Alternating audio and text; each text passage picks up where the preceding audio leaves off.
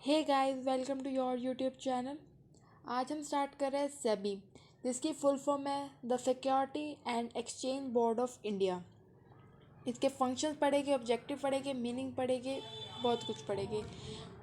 आगे पहले पढ़ाने से पहले मैं आपको एक नॉर्मल लैंग्वेज में सेबी होता क्या है, किसी को आइडिया है? सोचो। अगर है तो प्लीज़ कमेंट करके बताइए आपको पता है सेबी क्या होता है।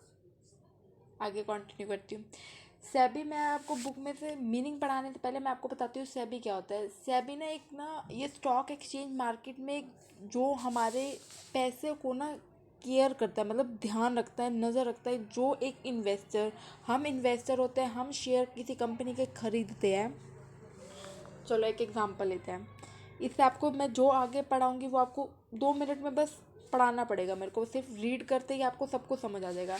मानो मेरी एक, चलो एक XYZ कंपनी है, हॉटक, नो, कोई भी एग्जांपल ले लो, जैसे बर्गर किंग ले लेती हूँ। बर्गर किंग का भी पीछे IPO आया था। चलो मैं आपको नहीं पता होगा, मैं बेसिक से लेती हूँ। बर्गर किंग है एक कंपनी है, ठीक है। बर्गर किंग ना अपनी ना अलग अलग कंट्रीज़ में, अलग अलग स्टेट्स में अपनी ब्रांचेस खोलना चाहती है। उसके पास पैसा नहीं है। वो कहती है कि मैं इतने करोड़ की मालिक हूँ, मैं इतने करोड़ का मालिक हूँ, मालकिन हूँ, वट जो मर्जी देखिए, ठीक है। वो चाहती है कि मैं अपनी ब्रांचेस बढ़ाना चाहती हूँ, तो मुझे ना पैसे की ज़रूरत है। तो वो क्या करेगा? वैसे इस चैप्टर से रिलेट नहीं है, लेकिन वहाँ पे आपको यहाँ पे पॉइंट इन्वॉल्व होता है, इसमें कौन कौन इन्वॉल्व होते हैं, तो इसलिए मैं बता रही हूँ। इससे आपका पूरा चैप्टर क्लियर हो जाएगा, सेबी का रोल भी क्लियर हो जाएगा। तो आप इसको ये मत सोचिएगा कि मैम क्या पढ़ा रही है। तो अब एक बार रिलेट कीजिएगा, ओके। एक बार वेट कीजिए, आगे का आपको प्रोसेस बहुत ईजी लगेगा, ठीक है। बर्गर किंग के, उसको पैसे की नीड है, वो अलग अलग ब्रांचेज में वो कर रही है। तो वो कैसे अपना पैसा, मतलब उसका पैसा नहीं है उसके पास इतनी, मतलब एक कैपिटल लगाई हुई है। अब वो अपनी उस कैपिटल 1 करोड़ है, 1 करोड़ से ज़्यादा ही है, बट 1 करोड़ में से वो कहता है कि मैं 30% ना अपना राइट, जो 1 करोड़ का उसका खुद का राइट है, वो कहता है मैं अपना 30%, मतलब 30 लाख मैं किसी और को ना दे देता हूँ। तुम यूज़ कर लो अपनी हमारी कंपनी में अपना एज ए राइट, ओके। तुम राइट यूज़ कर लो। वो अपने, चलो उसने ये भी डिसाइड कर लिया। अब वो कहेगा कि मैं अपने 30% कौन मेरे से लेगा, और अगर मुझे फ्यूचर में चाहिए तो कौन मुझे वापस देगा। फ्यूचर में, अभी फ्यूचर की बात साइड रखते हैं। मैं अगर 30 लाख रुपए अगर मेरे को अभी किसी को देने हैं, और मैं चाहता हूँ मेरे को 30 लाख रुपए कोई मेरे को दे दे, और मैं अलग अलग शहरों में, अपनी सिटीज़ में, स्टेट्स में अपनी ब्रांचेस खोलूँ और अपने बिजनेस को एक्सपेंड करूँ, तो मैं वो कहाँ पे लगाऊँ? वो कहाँ लगता है? सिक्योर, सॉरी, स्टॉक एक्सचेंज में। कहाँ लगता है? स्टॉक मार्केट में। आप चैनल्स टीवी पे देखते हो जहाँ पे लोग शेयर्स की ट्रेडिंग करते हैं। अब वहाँ शेयर्स में ट्रेडिंग करते हैं, तो अब लोग ऐसे ही थोड़ा, इतनी बड़ी बड़ी कंपनी अपने 30% मायने रखता है, 30 लाख नहीं, लोग करोड़ों में अपनी कंपनी के वहाँ पे शेयर्स ला के बेचते हैं, ठीक है। अगर वो कंपनी 30 लाख, हमने एग्जांपल लिया, 30 लाख के शेयर वहाँ पे लगा रहा है, तो क्या बंदे को, अगर जहाँ पे इतनी बड़ी कंपनी 30 लाख का अपना हिस्सा दे रही है लोगों को, तुम as a share small amount में खरीद लो, और हम वो पैसा वहाँ से उठा लेती है, उस चीज़ की गारंटी कौन लेता है? वो पैसा बिल्कुल सही जगह लग रहा है, सही, कोई हेरा फेरी नहीं होती वहाँ पे। वॉच डॉग, मतलब वॉच डॉग उस पैसे पे नज़र कौन रखता है? सेबी रखता है। देखा, मैंने वहाँ से बात आपको कहाँ रिलेट कर दी। वो सारा काम वॉच डॉग कौन है? सेबी, जिसको पूरे वो हर एक चीज़ का ध्यान रखता है। वो लोगों को आगे बंदे रखता है, मतलब ट्रेनिंग प्रोवाइड करता है, लोगों को सिखाता है। जो हम जैसे इन्वेस्टर होते हैं, हम भी हमें पता चलता है कि एक कंपनी का अपना हिस्सा बेच रही है बेच in the sense shares issue कर रही है, बेचना गलत सॉरी, शेयर इशू कर रही है अपनी मार्केट में। तो जस्ट मिनट, शेयर इशू कर रही है, तो फिर हम जैसे आम जनता, जिसको नॉर्मल पीपल्स कहा जाता है, कॉमन पीपल, तो वो हम जाके वो कंपनी के शेयर अप्लाई कर सकते हैं, और हम भी ले सकते हैं उस कंपनी के, और ऐसे ही बहुत सारे कर सकते हैं, और हमसे ही वो पैसा लेते हैं। और इस ट्रांजेक्शन, जो भी पैसे वो शेयर मार्केट में घूम रहे हैं, उसके जो बंदे खरीद रहे हैं, उस पर सारा ध्यान कौन रखता है? सेबी। और हमें ये बात अलग होगी, तो हम जैसे को भी ना सेबी सिखाता है कि तुम्हारे क्या राइट्स है, तुम्हें क्या होगा, तुम्हें कैसे परचेज करना, तुम्हारे पास कैसे चीज़ें आएगी, तुम कैसे उसको बेच सकते हो, तुम कितने टाइम में बेच सकते हो। इसमें ये स्टॉक मार्केट मैं किसी और टाइम पढ़ाऊँगी। बट यहाँ पे सारी जो ट्रांजेक्शन्स हो रही है वो सारा कौन करता है, सेबी करता है। देखिए अब यहाँ पे मैंने आपको क्लियर कर दिया, अब आगे देखिए क्या होता है। अपनी एक बार स्क्रीन रोटेट कर लीजिएगा। ये आपकी बुक है, ठीक है, ये आपकी बुक से है, मैंने यहाँ पे खुद लिखा है। ये पीडीएफ अगर जिसको चाहिए हो ना, मैं नीचे डिस्क्रिप्शन में लिंक में ऐड कर दूंगी, ओके। सेबी की फुल फॉर्म आपको पता चल गई। सेबी क्या होता है, security exchange Board of India, ठीक है। सेबी वैसे वैसे इस्टेब्लिश हो गए थे, आपकी बुक में नहीं लिखा, ये मैंने सर्च करा क्योंकि किसी बच्चे ने मेरे को कमेंट करके कहा था कि आपने ईयर गलत बताया। भाई ईयर मैंने गलत नहीं बताया था, कोई पीछे था, क्योंकि मेरे पास जो बुक है उसमें जैसा लिखा होता है मैं वैसे बता देती हूँ। 2013-14 पीछे पता नहीं किसी सेक्शन में बताया था। भाई जो बुक में मेरे पास था मैंने बता दिया, इस बार मैं सर्च करके लाई हूँ, ठीक है। कब एस्टेब्लिश हुआ था, ये थोड़ा ब्लर है, मैं इसको ना थोड़ी क्लियर पिक्चर के साथ मैं आपको पीडीएफ दे दूँगी, ओके। 12 अप्रैल 1988 में, ये वाली फ़ोटो सिर्फ ब्लर है, बाकी ठीक है, ठीक है। ये एस्टैब्लिश कब हुआ था, 12 अप्रैल 1988 में एस्टैब्लिश हुआ था। और लेटर, और ये आया कब कम्प्लीटली एस्टैब्लिश हो गया था आपकी बुक्स में, लेटर 1982 में हुआ था। लेकिन एस्टैब्लिश यहाँ पे होगा था, लेकिन उसको लीगल डिक्लेयर कब किया गया था, 1992 में किया गया था। उसको स्टैचुटरी बॉडी किया गया था। स्टैचुटरी बॉडी मीन्स होता है जब एक पार्लियामेंट या एक लीगली उसको ना एक एक्शन मतलब राइट मिल जाता है, राइट समझते हो, कि लीगली उसको डिक्लेयर किया जाता है कि सेबी एस्टेब्लिश हो गया है, कि आप यहाँ पे आपको उनको पावर मिल जाती है, समझ रहे हो, उसको पावर मिल जाती है, आप एक्शन ले सकते हो किसी के खिलाफ। उसको 1992 में मिली थी, आपकी बुक में 1992 मिला हुआ था। जिसको ज़्यादा नॉलेज लेनी हो इसलिए मैंने बताया, 1 अप्रैल को इंडिया में फाइनेंशियल मार्केट रेगुलेटर स्टार्ट हो गया था, एस्टैब्लिश हो गई थी। लेकिन लेटर 1982 में उसको कम्प्लीटली डिक्लेयर कर दिया गया था स्टैचुटरी बॉडी जिसके पास पार्लियामेंट में कम्प्लीटली डिक्लेयर कर दिया, ओके। और एक चीज़ और, मैं आपको जो पढ़ा रही हूँ उतना ही पढ़ना है, उससे फालतू कुछ नहीं पढ़ना बुक में से, कभी सारा कुछ पढ़ो, क्योंकि पीछे आगे वाली जो पेजेस है ना वो थोड़े मतलब डरावने टाइप लगते हैं बच्चों को, ठीक है। और मैं जितना इजी लैंग्वेज में बताऊँगी तो डोंट वरी, ओके। यहाँ पे सेबी का रोल क्या होता है, सेबी ना एक regulatory the security of market होते हैं। मैंने अभी आपको बताया वो सारी सेबी जो हमारी ट्रांजेक्शन्स होती है ना उसको उसका ना पैसों की ना सिक्योरिटी लेती है।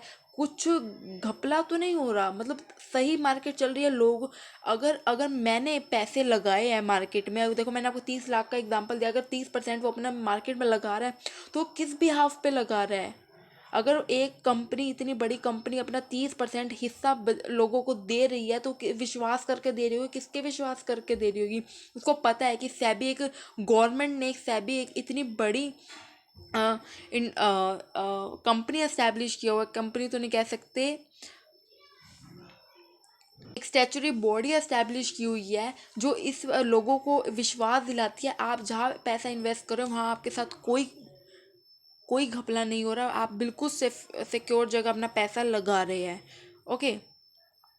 यहाँ पे रोल मैंने थोड़ा शॉर्ट में एक्सप्लेन किया है। क्या है, SEBI act as a watch dog, कैसे एक्ट कर रहा है, वॉच डॉग, ताकि जो भी लोगों ने पैसा लगाया है ना, या प्लीज़ बच्चों ये ना ये थोड़ा सा ब्लर है, मैं आपको जो पीडीएफ नीचे डिस्क्रिप्शन में प्रोवाइड करूँगी ना वो बिल्कुल क्लियर होगा। ये पिक्चर मैं रिमूव कर दूँगी, पता नहीं कैसे वो आई, जो मैं बोल रही हूँ ना वो देख लो एक बार। और नीचे मैं डिस्क्रिप्शन में पक्का अभी इसके वीडियो बनाते ही मैं नीचे ऐड कर दूंगी PDF, okay. For all the capital market participate, जो भी कैपिटल जिन्होंने भी ये शेयर मार्केट खरीदे हैं, एग्जांपल को कंटिन्यू कर रही हूँ जो मैंने आपको समझाया, 30% का जो हमने कैपिटल जो लोग खरीदेंगे, जो इन्वेस्टर होएंगे, जो हम जैसे इन्वेस्टर होएंगे, जो हम शेयर्स खरीदेंगे उस कंपनी के, उसका पैसे का ध्यान रखती है कि लोगों का पैसा सेफ रहे। हर हर इंसान के पास करोड़ों रुपए नहीं होते, वो 10-10 20-20 हज़ार करके शेयर खरीदता है, उसको ही अपने इनकम बनाने की कोशिश करता है। इसका मेन पर्पस क्या है, सेफली, मतलब लोगों का पैसा सेफली सिक्योर स्मूथ वे में वो मार्केट चलती रहे, ओके। और इसके 3 मेन पार्टिसिपेंट होते हैं। पार्टिसिपेंट मीन्स जो पैसा लगा रहे हैं, मतलब 3 पार्टिसिपेंट मीन्स जो 3 मेन यहाँ पे इस, एक सेकेंड प्लीज़, ये डॉग्स की आवाज़ एक बारी रुकना, ठीक है। ईश्वर मतलब 3 बंदे इसमें ना इन्वॉल्व होते हैं। एक ईश्वर ऑफ सिक्योरिटी, इशू जो करता है वो एक इन्वेस्टर, तीसरा फाइनेंशियल जस्ट मिनट इंटरमीडिएट्स। ईश्वर सॉरी इशू कौन करता है? इशू करता है इशू कौन करता है? जिसको मार्केट से पैसा लेना होता है, जो अपनी कंपनी के शेयर्स के राइट्स बेचता है मार्केट में। इन्वेस्टर कौन होता है? हम जैसे जो हम इन्वेस्ट कर रहे हैं, और इन्वेस्ट करने के लिए हमें कोई चीज, कोई इंटरमीडिएट तो चाहिए ना, किसके थ्रू करें। पहले के टाइम में किसी को नॉलेज नहीं होती थी, आजकल सब कुछ ऑनलाइन ट्रेडिंग हो जाता है। लेकिन ब्रोकर्स होते हैं, फाइनेंशियल इंटरमीडिएटर, जो हमें डील करवाते हैं, जो हमें हमारे डीमेट अकाउंट में इन्वॉल्व होता है। डीमेट अकाउंट भी किसी और दिन बताऊंगी, आगे आगे जरूरत पड़ी बताऊंगी। एक बैंक होता है, बैंक अकाउंट खुलाना पड़ता है, उसको डीमेट अकाउंट कहते हैं, ओके। फाइनेंशियल इंटरमीडिएट जब ब्रोकर इन्वॉल्व होते हैं, आजकल हमारे फ़ोन में ऐप्स आते हैं जिसके थ्रू हम परचेजिंग सेलिंग कर सकते हैं शेयर्स की, ठीक है। और फाइनेंशियल इंटरमीडिएट का एग्जांपल यहाँ पे कौन होता है? ब्रोकर्स होते हैं। अब यहाँ पे क्लियर फोटो है, वो थोड़ा हो गया गलत भाई। देखो ईश्वर हो पसंद नहीं, सॉरी, बट जो इशू करता है ना वो होता है। These are the entitle in the corporate field that raise fund from the various sources in the market. Various sources से, अलग अलग जगह से हम अपने फंड्स मार्केट में से राइज कर सकते हैं। This organization make sure that they get a healthy and transparent environment in for their need. मतलब वो ऐसा नहीं होना चाहिए कि अगर उसको पैसा चाहिए, अपना फंड मार्केट में से राइज कर रही है, तो वो हेल्दी वे में होना चाहिए, गलत वे में नहीं होना चाहिए कि मतलब लोगों को धोखा दे के, लोगों से पैसा लेकर ऐसा कुछ हो भी ना और वो भाग जाए, लोगों का पैसा डूब जाएगा। जैसे कि बैंक्स के लोन लिए जाते हैं, बैंक में कोई बंदा ही घपला कर देता है, तो लोगों का पैसा लगा होता है कंपनी में। कितने सारे फ्रॉड हुए बैंक में, आपको देखा ना, किसी ने कंपनी में धोखा किया और उसकी सज़ा किसको मिली? जिन लोगों ने उस कंपनी के शेयर्स खरीद के पैसा लगाया होता है, उन लोगों का पैसा डूब जाता है, ठीक है। उसको बैंक करप्ट कहा जाता है। प्लीज़ यार ये डॉगीज़ की वॉइस वो करना, मेरे पास कुछ और ऑप्शन नहीं है, इस टाइम वीडियो ही बनानी पड़ेगी। वो भी किसी बच्चे का एग्ज़ाम है, उसने मेरे को बहुत कमेंट किया है, इसीलिए मैं ये वीडियो बना रही हूँ। इन्वेस्टर क्या है? Investor are those one who keep the market active. हम जैसे होते हैं, मैं इन्वेस्टर, भाई ध्यान रखना, हमारे पास बहुत ज़्यादा पावर होती है। Investor are the ones who keep the market active. This regulatory authority is responsible for maintaining environment that is free for manipulation. इसमें ये चीज़ कह रहा है, इन्वेस्टर वो होते हैं जो अपने हार्डवर्क मतलब पैसा लगाते हैं, उनको मतलब फ्री एनवायरनमेंट प्रोवाइड करना हमारे हाथ में भी होता है। हम पता है, अब मैं आपको शेयर मार्केट यहाँ पे पढ़ा नहीं सकती, मेरे को बहुत नॉलेज है, बट इसमें ये होता है, अगर जितना मतलब सेफली पैसा मतलब जो इशू करता है ना अपने शेयर्स कंपनी के, उसके पास होता है। जैसे यहाँ पे आपको बताया गया कि उसको अपने मार्केट मतलब हेल्दी वे में मतलब इशू करना चाहिए, मार्केट में पैसा एक गुड वे में निकालना चाहिए, हेल्दी वे में अपने इशू करने चाहिए। और वैसे एक इन्वेस्टर के हाथ में भी होता है कि अगर वो पैसा हम ले रहे हैं ना, तो हमें कुछ घपला नहीं करना होता। पता है क्या होता है, मैं आपको रियल लाइफ से रिलेट करके बताती हूँ। हेल्दी यहाँ पे माल प्रैक्टिस हम भी इन्वेस्टर भी करता है, जो पैसा लगाता है ना वो भी कर देता है ऐसी चीज़ें। यहाँ पे इसलिए कहा गया, जैसे पता है क्या होता है शेयर मार्केट में, लोगों के बिना अब तो ये हो गया है, पहले ब्रोकर्स पता क्या करते थे? पहले के टाइम की बात बता रही हूँ। अगर पहले ब्रोकर, जैसे मैं इन्वेस्टर हूँ, मैंने ब्रोकर को कह दिया कि ना 10 लाख शेयर खरीद ले, और 1 रुपये का ही है, 10 लाख रुपये नहीं है मेरे पास, मेरे बैंक अकाउंट में 9 लाख रुपये पड़े हैं। उसने ना खरीद लिया, उसने कहा चलो तुम ना मेरे को बाद में दे देना, मैं तुम्हारे अकाउंट में ना 10 लाख के शेयर खरीद लेता हूँ। मेरे पास 9 लाख है, वो खरीद 10 में रहा है। ये हो गया ना माल प्रैक्टिस, हो गया ना गलत काम। लेकिन अब तो ऐसा नहीं हो पाता। जितने हमारे बैंक अकाउंट में ना ज़्यादा ही पैसे होने चाहिए, तभी वो हमारे ऑनलाइन हम ट्रेड कर पाते हैं। लेकिन पहले के मतलब उसके में ना वो 9 लाख को 10 लाख के शेयर खरीद लेता, कहता है बाद में दे देना कोई बात नहीं। तो ऐसा कर लेते हैं, ये भी गलत होता है। इन्वेस्टर भी करता है ये चीज़, तो इसलिए कहते हैं हमें, क्योंकि हर इंसान ऐसा नहीं करता, वो तो ईमानदारी से करता है, लेकिन कुछ ऐसा कर देते हैं मार्केट को। इसी कारण ना बूम रिसेशन आता रहता है मार्केट में। मैं पूरी शेयर मार्केट नहीं पढ़ा सकती यहाँ बैठ के, मेरे को नॉलेज है। बट ठीक है। फाइनेंशियल इंटरमीडिएट्स क्या होता है? These are the people who act as a middle man. Financial intermediate brokers होते हैं जो बीच में हमारी ट्रांजेक्शन कराते हैं। ऐसा नहीं है, ऑनलाइन भी ब्रोकर्स होते हैं जो इन्वॉल्व होते हैं, वहाँ पे भी ब्रोकरेज आपको बताई जाती है, ये शेयर आपके लिए बेस्ट है, ये आपका शेयर। जो ऑनलाइन शेयर में ट्रेडिंग करता हो उसको इंटरेस्ट होगा। मेरे को इस चैप्टर में इंटरेस्ट है, मुझे, मैं ऐसे भी पढ़ा सकती हूँ, बट बहुत इंटरेस्ट है मुझे। ठीक है, आगे आते हैं फंक्शंस ऑफ सेबी। फंक्शंस आते हैं एग्जाम में, आते हैं, लिखवा लो मेरे से, रटा रटाया क्वेश्चन याद करके जाना, आते हैं। और दूसरी बात, बुक के अंदर फंक्शंस के टाइप मतलब क्या कहते हैं, हेडिंग्स नहीं होगी, मेन पॉइंट्स नहीं होंगे, मेन पॉइंट्स कहते हैं, मेन पॉइंट्स नहीं होंगे, वो सीधा ऐसे का ऐसे बुक में लिखा हुआ है। और 16 नंबर में मार्क्स में फंक्शंस ऑफ सेबी आता है। 2015 में आया था, 2021 में आया था। क्वेश्चन पेपर मेरे पास अभी भी पड़ा है, जिसको चाहिए हो मेरे को बता देना, मैं डिस्क्रिप्शन में लिंक पर डाल दूंगी। पिछले साल का भी पेपर आया था, आया था, आया था, मेरे से लिखवा लो। और ऐसे का ऐसे ही क्रैम करके जाना इस क्वेश्चन को। ठीक है, protective function, regulatory function, development function. Okay, और ना पढ़ाई को प्लीज़ इंजॉयमेंट से लेना, आगे वाले चैप्टर की टेंशन मत लेना। आगे वाला चैप्टर भी मैं शॉर्ट में और कंटेंट के साथ प्रोवाइड कर दूंगी, बट थोड़ा लेट हो जाना प्लीज़, सॉरी। सॉरी कह रही हूँ मैं पहले ही, क्योंकि मैं ये भी ना बहुत रिक्वेस्ट करने के बाद मैं दोपहर को बैठी और मैंने ये बनाना शुरू किया, लिखना, सर्च करना, बहुत दिक्कत हो जाती है। प्रोटेक्टिव फंक्शन, प्रोटेक्टिव फंक्शन जो मैंने चीज़ बताई है ना, ध्यान से सुन लो। प्रोटेक्टिव फंक्शन क्या होता है, नाम से ही पता चल रहा है, यहाँ पे भी लिखा हुआ है शायद। These function are perform to protect the in, मतलब प्रोटेक्ट इन, जो इन्वेस्टर, हम इन्वेस्टर कौन है, हम हैं, जो पैसा लगा रहे हैं वो हम हैं। तो हमारे पैसे को सेफ रखना भी एक फंक्शन है, एक रोल है। जैसे कि प्राइस में चेक करना, पता है, जैसे अब देखो 10 लाख के, जिसने मैंने अभी ऊपर एग्जांपल दिया, 9 लाख रुपए, 10 लाख रुपए बेच, 10 लाख के शेयर खरीद लिए। तो लोगों को ना, जिसको नॉलेज नहीं है, मैं बता देती हूँ रियल लाइफ से रिलेट करके, जिसको नॉलेज नहीं होती ना शेयर मार्केट की, जस्ट अ मिनट, ऐसा लग रहा है मैं पूरी शेयर मार्केट ही पढ़ा दूंगी। पता है क्या होता है, जैसे देखो, अब लोगों को दिख रहा है कि ना 10 लाख के लोगों को ना, जो ऑनलाइन ट्रेड करता है उनको ना पता चलता है कि इतने लाख बंदे ना ये शेयर खरीद रहे हैं।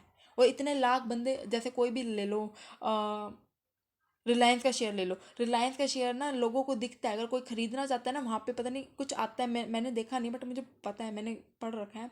वहाँ पे ना लोगों को होता भी है रियल लाइफ में, ठीक है। वहाँ पे ना लोगों को दिखता है कि ना ये शेयर में ना इतने लोग खरीद रहे हैं और इतने लोग बेच रहे हैं, 10 लाख बेच रहे हैं, 10 लाख खरीद रहे हैं, और इतने लाख की ट्रेडिंग हो रही है, वहाँ पे ना दिखता है साफ साफ। तो ना वहाँ पे ना वहाँ पे अगर लोगों को लगता है ना ये खरीदने वाला ज़्यादा, बेचने वाले कम है, तो लोग ना, उनको पता होता है कि शेयर बढ़ने वाला है, तो इसलिए ना लोग बेचना कम कर देते, खरीदना शुरू कर देते, इसलिए ना प्राइस में ना ऊपर नीचे ऐसे ना, फिर वो भी प्राइस भी बढ़ने लगता, तो लोग इतने खरीद रहे, ऐसे ना बहुत सारी, अंदर ही अंदर ना बहुत सारे घपले हो जाते हैं। और प्रिवेंट इनसाइडर ट्रेडिंग, आपको पता है कंपनी के शेयर, कोई कंपनी है ना, अगर लोगों को पता है ना, जैसे कि कोई रिलायंस की कंपनी का एग्जांपल ले लो, एग्जांपल है ये, कोई भी कंपनी XYZ है, कोई भी ले लो, XYZ कंपनी है, वो ना, उनको पता है कि हमारी ना इतने करोड़ की ना फॉरेनर के साथ ना डील हो गई है। अब उनको पता है फॉरेनर के साथ डील हुई है, अभी बात पक्की होगी और आने वाले टाइम में हमारी कंपनी के शेयर बढ़ जाएंगे। वो अपनी कंपनी के ही बंदे ना इतने इतने करोड़ के शेयर ले लेते, लाख के, करोड़ तो नहीं, साथ में हो गया, लाख के ना शेयर ले लेते हैं। उनको पता है आने वाले टाइम में ना हमारी कंपनी, जैसे ही एग्रीमेंट हो जाएगा ना, वैसे ही हमारी कंपनी के शेयर आसमान छुएंगे। Promote the practice, fair practices, ये चीज़, इन चीज़ों पे मतलब ध्यान रखना, इन्वेस्टर के फंक्शन को ध्यान रखना। और ये सारे वो पॉइंट है जो आपकी बुक में लिखे हुए हैं ना, इतने बड़े बड़े करके, और जिसमें कोई मतलब बोल्ड पॉइंट नहीं है, ये सारे वही पॉइंट है जो यहाँ पे शॉर्ट लिखे हुए हैं। एक बार बुक उठा के देख लेना, सारे मैच कर जाएंगे। ये सारे पॉइंट्स मैंने अपने एग्जाम में खुद मेन पॉइंट बना बना के लिखे थे अपने टाइम में, और आज यहाँ पे बुक में अभी भी नहीं है अपडेट, नई बुक्स हो तो मेरे को नहीं पता, लेकिन देख लेना। रेगुलेटरी फंक्शन, रेगुलेटरी फंक्शन क्या होता है, these are the basically perform check the regulation, मतलब रूल्स एंड रेगुलेशन एस्टैब्लिश करना, ताकि हमारा मतलब शेयर मार्केट है, जो हमारा स्टॉक एक्सचेंज है, वो स्मूथली चल पाए और लोगों को विश्वास बना रहे। एक स्कूल एक चलाने के लिए रूल्स रेगुलेशन होने ज़रूरी है ना, वैसे ही एक स्टॉक इतनी बड़े लेवल पे एक पूरे इंडिया में चलती है, उस चीज़ के लिए भी आपको एक rules and regulation properly maintain होने चाहिए। ठीक है। यहाँ पे पढ़ लो design guideline code of conduct, जिसको नहीं पता कोड ऑफ कंडक्ट अपने बीकॉम के फर्स्ट सेमेस्टर में किसी सब्जेक्ट में पढ़ा, कोई पतली सी ऑरेंज सी कलर की बुक है और मुझे उस चैप्टर का नाम नहीं पता उसमें एक चैप्टर के अंदर आया था कोड ऑफ कंडक्ट उसमें पढ़ाया गया था। ठीक है। उसमें पढ़ाया गया था कोड ऑफ कंडक्ट क्या होता है, रूल्स एंड रेगुलेशन होता है। कंपनी, यार कंपनी की थी जहाँ पे AOA ऐसे पढ़ा था कुछ, मुझे एक से याद नहीं आ रहा। ठीक है, वहाँ पे आपने पढ़ा था कोड ऑफ कंडक्ट। ठीक है। तो code of conduct rules and regulation होता है जहाँ पे कंपनी के लिखे जाते हैं, तो वहाँ पे उसके हिसाब से कंपनी को अपना काम करना होता है। यार हर कंपनी सक्सेसफुल तभी होते हैं, हर इंसान सक्सेसफुल तभी होता है, हर एक बिजनेसमैन, हर एक मतलब मैनेजमेंट और डिसिप्लिन होगा ना, वहाँ पे वो काम बहुत अच्छे से चलेगा।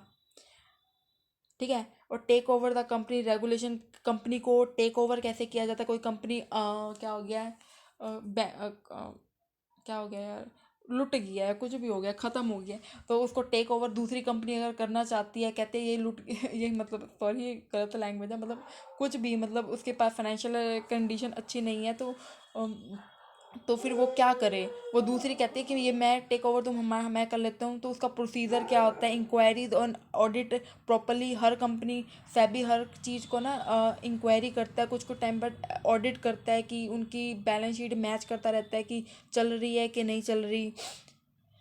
रजिस्टर ब्रोकर मर्चेंट उनका रजिस्ट्रेशन चेक करता था, लेविंग ऑफ फीस मतलब उनको पे फीस भी चार्ज करता था। आपको पता है हर चीज़, अगर हम जो भी ट्रेड करते हैं ना उस पर हमारे को चार्जेस पे करने पड़ते हैं, उस पर GST पे करना पड़ता है। ऐसे नहीं होता कि लोग करोड़ों रुपये कमा रहे हैं उनको पैसा देना पड़ता है, सॉरी। परफॉर्मिंग एक्सरसाइज, उनको ट्रेनिंग प्रोग्राम, ये सब कुछ देना पड़ता है। डेवलपमेंट क्या होता है, डेवलपमेंट यहाँ पे आएगा, ट्रेनिंग प्रोग्राम मैंने वहाँ पे बता दिया, sorry. Development function, this regulatory authority development करते हैं यार, उनको ना पता है क्या होता है, हर बंदा अवेयर नहीं होता आज के टाइम में, वो ना पता है, चलो मैं शेयर मार्केट में पढ़ाती हूँ। इम्पार्टिंग ट्रेनिंग टू इंटरमीडियरीज, मतलब जो इनके बीच में होते हैं उनको ट्रेनिंग ब्रोकर्स को देना, ताकि ना वो अपने उनके साथ इतने हज़ारों, हर एक ब्रोकर के इतने इतने बंदे जुड़े होते हैं, उनको बताना, उनको सिखाना, प्रमोट करना, फेयर प्रैक्टिस, तुम अपने आप को कैसे बचा सकते हो, कि कैसे सर्च करो न्यू थिंग्स, कैसे बाइंग एंड सेलिंग करो। ब्रोकर्स भी ना सिखाते हैं लोगों को, टीवी अगर देखते हो ना चैनल्स, इसके लिए स्पेशली चैनल्स आते हैं, वो बताते हैं कि मार्केट अभी अप जाएगी डाउन जाएगी, उनको प्रॉपर ऐसे ऐसे चीज़ें होती है। ठीक है। ऑब्जेक्टिव, ऑब्जेक्टिव में क्या होता है, ये चीज़ जो मैं पढ़ा रही हूँ ना बेटा, आपको मिल जाएगी नीचे कंटेंट बेटा, नहीं okay fine, we are the colleagues okay. Objective of SEBI क्या होता है, प्रोटेक्शन, मैंने अभी आपको बताइए, तो आप खुद भी पढ़ लोगे ना, आपको बहुत ईजी लगेगा। आपकी बुक में भी दिया हुआ है ऑब्जेक्टिव, वो सेम है, यहाँ पे पॉइंट दिए हुए हैं, वहाँ पे पॉइंट नहीं दिए हुए आपको। ठीक है, आप यहाँ पे लिख सकते हो प्रोटेक्शन ऑफ इन्वेस्टर, मतलब इन जो पैसा लगा रहा है उसको, उसके पैसे को सेफ रखने के लिए। प्रिवेंशन, उनको हम जैसे इन्वेस्टर को मतलब प्रिवेंट करें, ताकि हम गलत एक्टिविटी से जो हमारे साथ धोखाधड़ी हो रही है उससे हम बच पाए। फेयर प्रैक्टिस, हमारे साथ फेयर प्रैक्टिसेस हो, एक बार पढ़ लेना। लोगों को पता नहीं होता, ये तो मैंने सिर्फ कॉमन सेंस जनरल नॉलेज के लिए, सेबी की ड्यूटी क्या होती है, वो हमारे एक इंडियन कैपिटल मार्केट में रेगुलेट करता है, एक मॉनिटर है जो हर चीज़ को, मतलब सारी एक्टिविटीज़ को, सारी ट्रांजैक्शन को जो टीवी पे बता रहे होते हैं ना लोग, उन पे भी नज़र रखता है। लोग वो ही तो नहीं धोखाधड़ी करे, जैसे टीवी पे जो हमें गाइड करते हैं जो ब्रोकर्स होते हैं, उनको भी नज़र रखता है सेबी, कि अगर जो ये हमें बता रहे हैं लोगों को गलत सलाह तो नहीं दे रहे, खुद करोड़ों का पैसा लोगों को पता है क्या होता है, ये क्या करते हैं टीवी पे भाई, सॉरी मैं नहीं बता रही शेयर मार्केट इतना है कि लोगों को कोई गलत एडवाइस ना करे, उस चीज़ का ध्यान रखते हैं।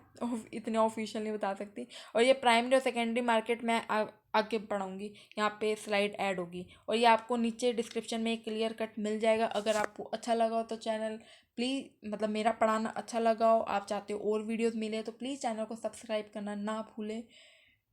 प्लीज़ चैनल को सब्सक्राइब कीजिए और मुझे बताइए आपको कैसा लगा, तभी मैं रेगुलर स्टार्ट करूँगी आपके सारे सब्जेक्ट पढ़ाना। Please motivate me by subscribing our channel.